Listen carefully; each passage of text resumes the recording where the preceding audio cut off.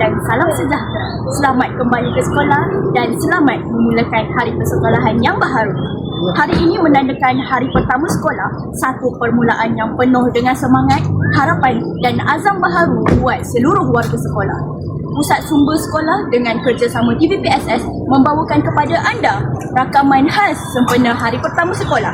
Semoga tahun ini menjadi tahun yang cemerlang dalam pembelajaran, sahsiah dan kejayaan bersama. Teruskan bersama kami di TVPSS, Suara Ilmu Sekolah Kita.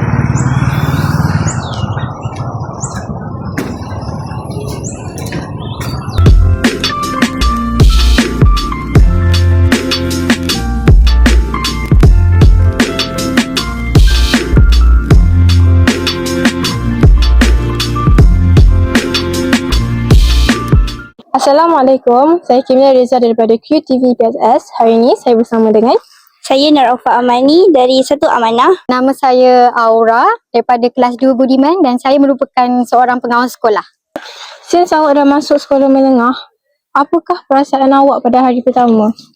Pada hari pertama ni saya rasa gembira dapat jejak kaki dekat SMK Jalan 3 ni. Sebab ni kali pertama saya jejak kaki kat sekolah yang sekolah menengah, jadi lain perasaan dia daripada sekolah kebangsaan.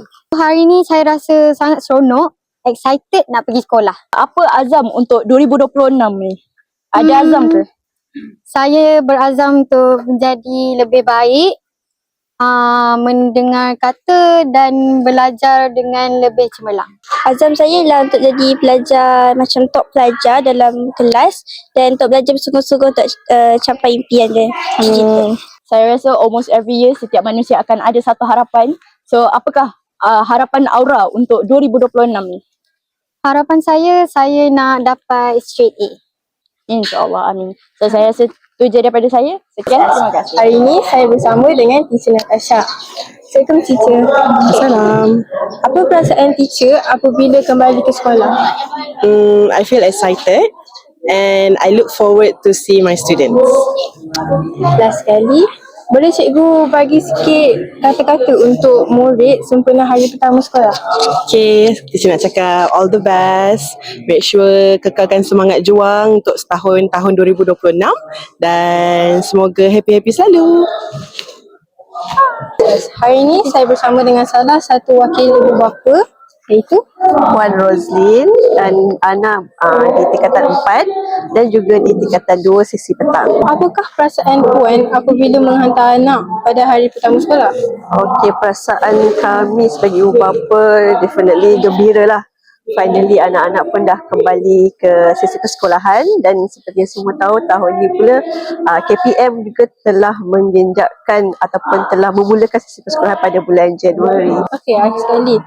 Boleh Puan beri pesanan kepada murid-murid yang baru melangkah masuk sesi persekolahan 2026? Hopefully masing-masing dapat momentum untuk memulakan sesi persekolahan dan juga kepada student especially SPM tahun ini kena start awal untuk get the good result for your XPM. Betul tu. Okey, sekian, terima kasih. Hari ini saya bersama dengan Nur Syairah dari kelas 4S4, Aisyah Risa dari kelas 5S5. Sira. Apakah harapan kamu untuk persekolahan tahun ini? Harapan saya untuk tahun ni saya nak dapatkan result yang better daripada last year, and also nak seimbangkan akademik dengan core curriculum at the same time. Iris, apakah azam kamu untuk tahun ini? Since saya akan menduduki SPM 2026 ni, saya berazam untuk membanggakan kedua ibu bapa saya dengan mendapat straight A SPM, insyaAllah.